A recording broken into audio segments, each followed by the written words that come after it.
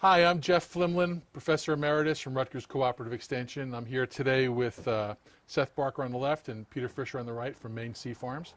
And we're going to talk a little bit about their experience in growing seaweed, sea vegetables here in Maine. So thanks for letting us come and chat with you guys today. Sure. And tell me a little bit about your backgrounds before you did this.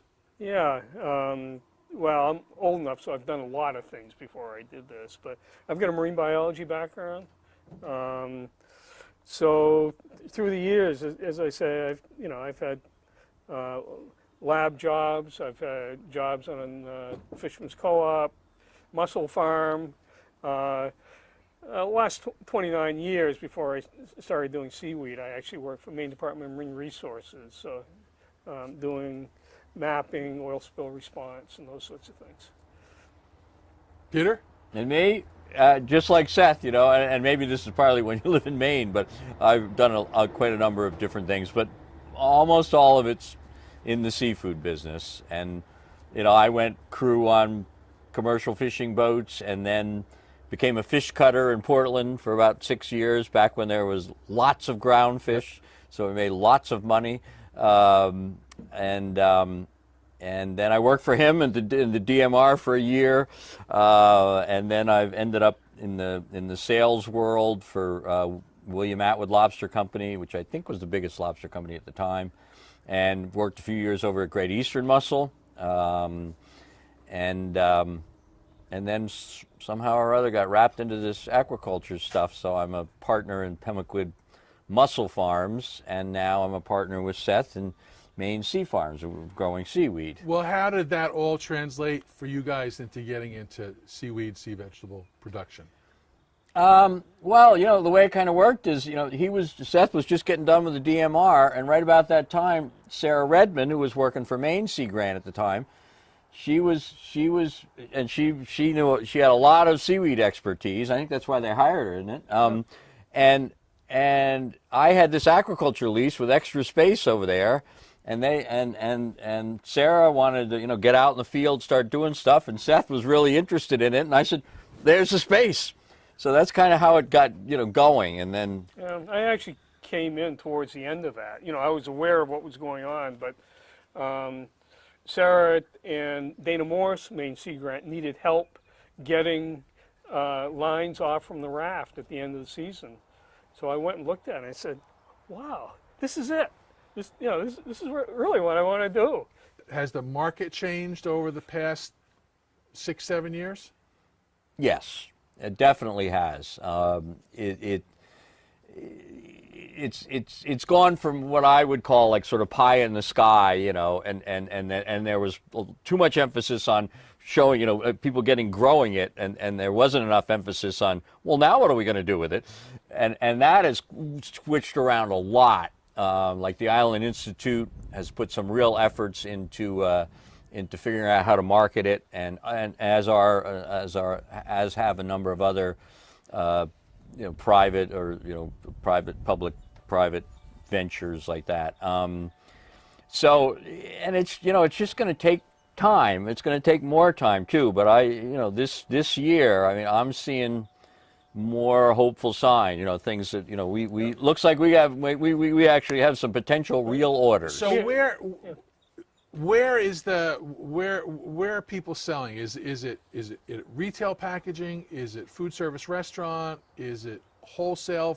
Are people using these products in a recipe for something else, or are everybody using it as is? Well, to the extent that it's all of the above, to the extent that that it is being grown and sold, and we're talking about aquaculture seaweed here, because there is quite a history of wild harvest in Maine, which is pretty well established. But we're in terms of aquaculture seaweed, all of the above. But I think what Peter is referring to is starting to happen in terms of the potential for volume in sales.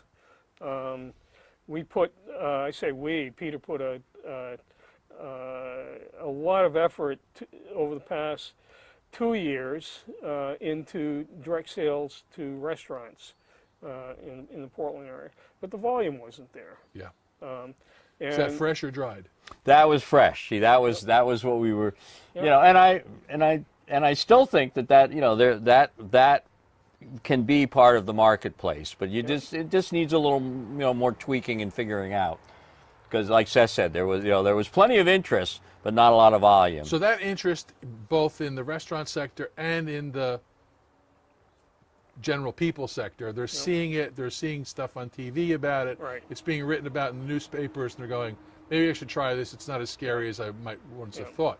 But now in the Canadian Maritimes, seaweed has always been something that they would and eat. down East Maine. And down East Maine too, but it never seemed to percolate further south. Is there any thoughts about why it's pretty much been a northern deal?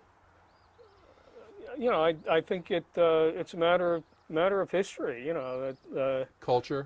culture. Yeah. Really. So, I think it's completely a matter of culture. Scotch Irish Yeah. in particular.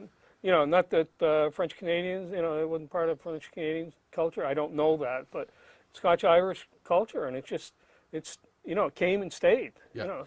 Did you and your family eat sea vegetables before you started doing this?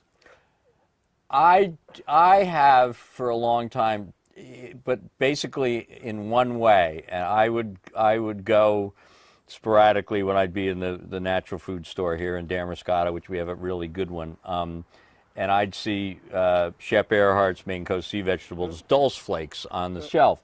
I'd buy them, I'd bring them home, and I'd keep them in the cabinet. And when I was eating anything savory, I'd shake them on there.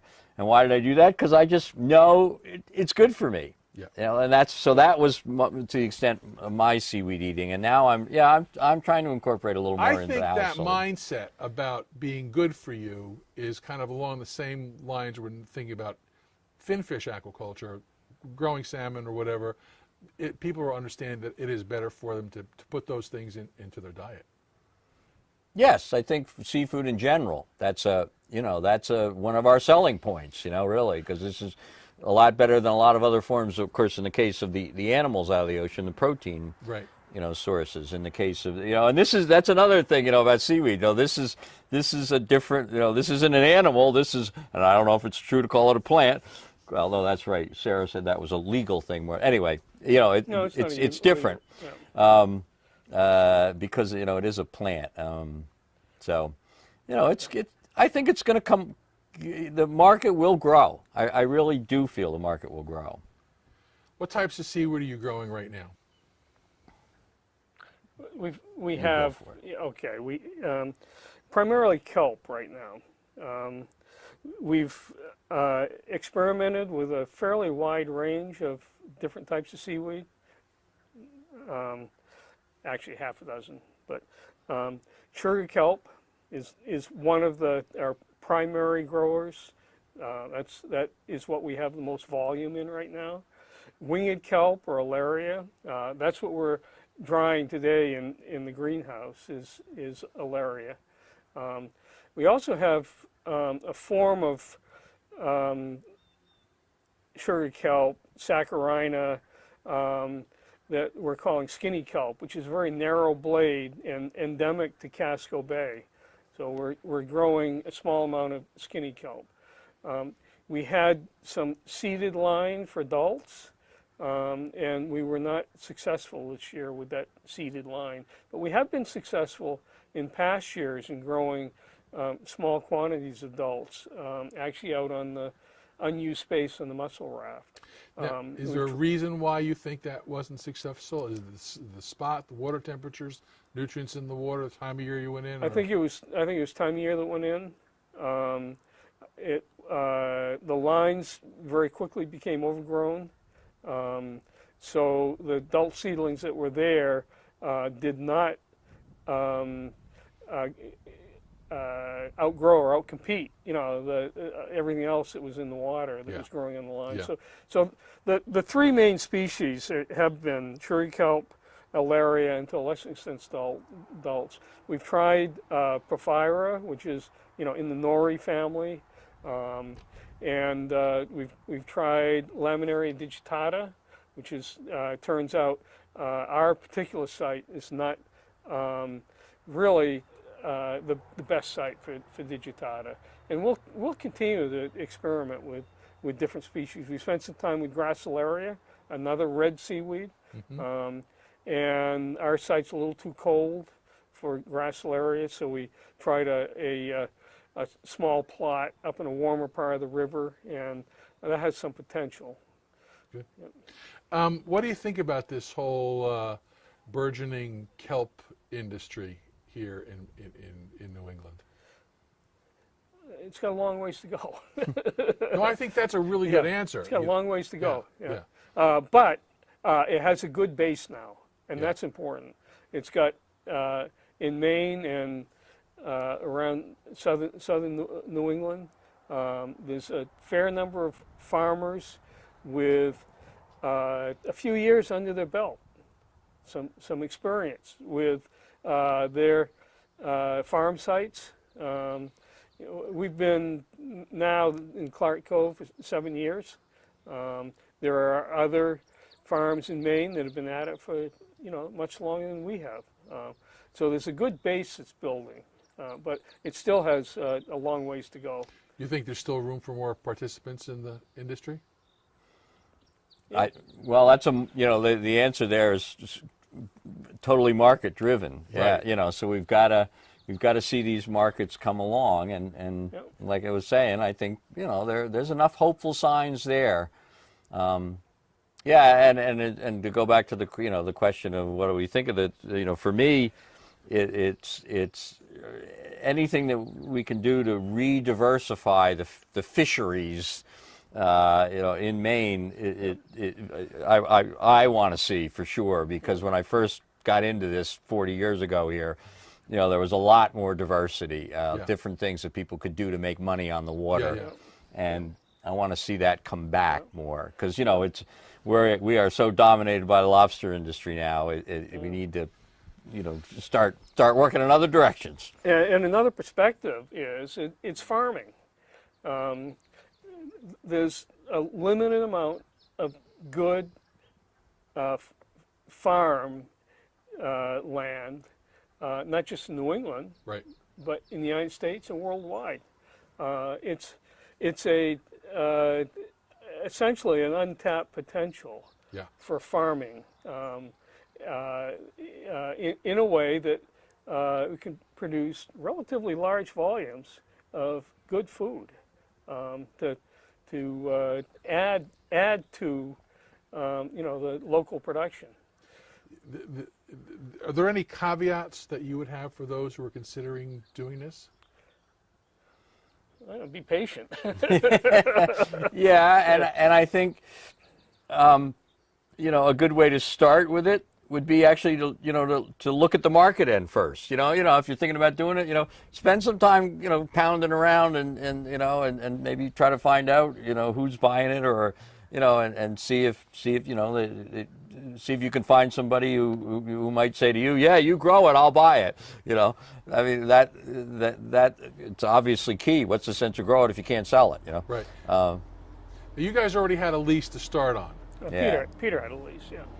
And are there others around here who you've heard stories of how their process was to get a lease? Is it a problem, or? No, we've actually fairly 2 years ago, actually closer to 3 years ago, we expanded the space that we're growing in, and obtained a experimental lease, a three-year lease. So we've gone through the lease process recently ourselves also to expand that area that we're growing in. So yes, we've heard from others, their experience, but it's very in Maine the lease process is well established.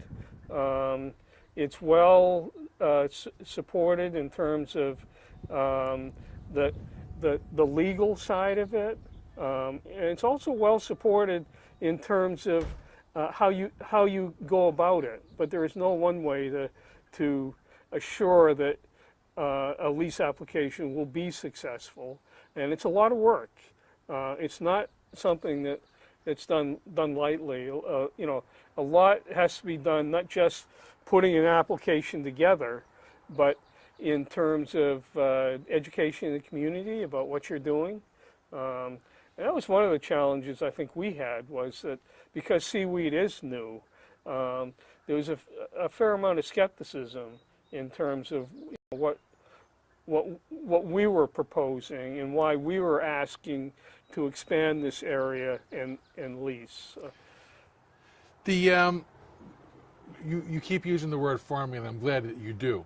And we go back in the United States to the land grant colleges that helped the farmers get established, and the county ag agent, and I was a county marine agent, and so there's both cooperative extension and sea grant working in these fields. You have links for working with the university, and are you doing research, or have you done research on your own in cooperation with them, or where does that mix kind of stand? That's been integral to what we've been doing. You know, as we mentioned, we actually get started with that sea grant demonstration project working with mussel aquacultures. So that was key.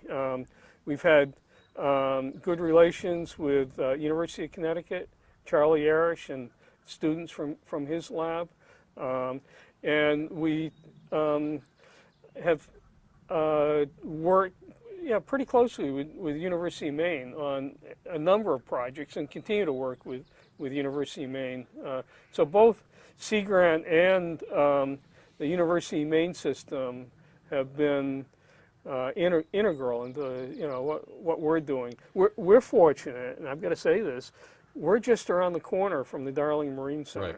University of Maine's Marine Lab, and that has, along with the Aquaculture Innovation Center, provided a level of support that it's not just been convenient, but very hard to come by in a lot of locations. Well, you've got a background here already dealing with the researchers and Maine Aquaculture Innovation Center.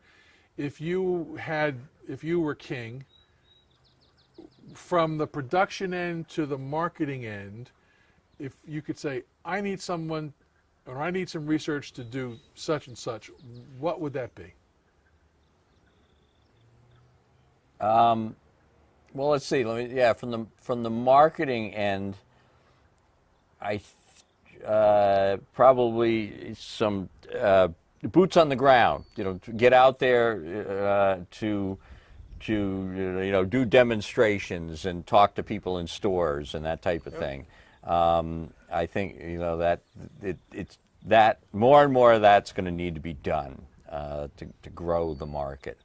Some product development, maybe. You know, there's technology that's associated with product development that you know, food science departments, and including the food science department at University of Maine Orono are helping out with. Yeah. That part of product development, which is only a portion of it. So continue research along those lines. Looking at the things like nutritional value, you know, the things that will help the consumer decide not just whether they want to eat seaweed, but which seaweeds and what the benefits will be. A lot of work has been done along those lines, but there still is a lot of work that can be done. You know, we're working with University of Maine in Orono on drying technology. So even though we're using a greenhouse, essentially solar drying setup right now, improving and automating a drying technology is a really big one that is being worked on. That is a big one. Yeah, being worked on right now. You know, what you get with drying is you get a shelf stable product. Yes. So, yeah. What do you see as the future for you guys and for this industry?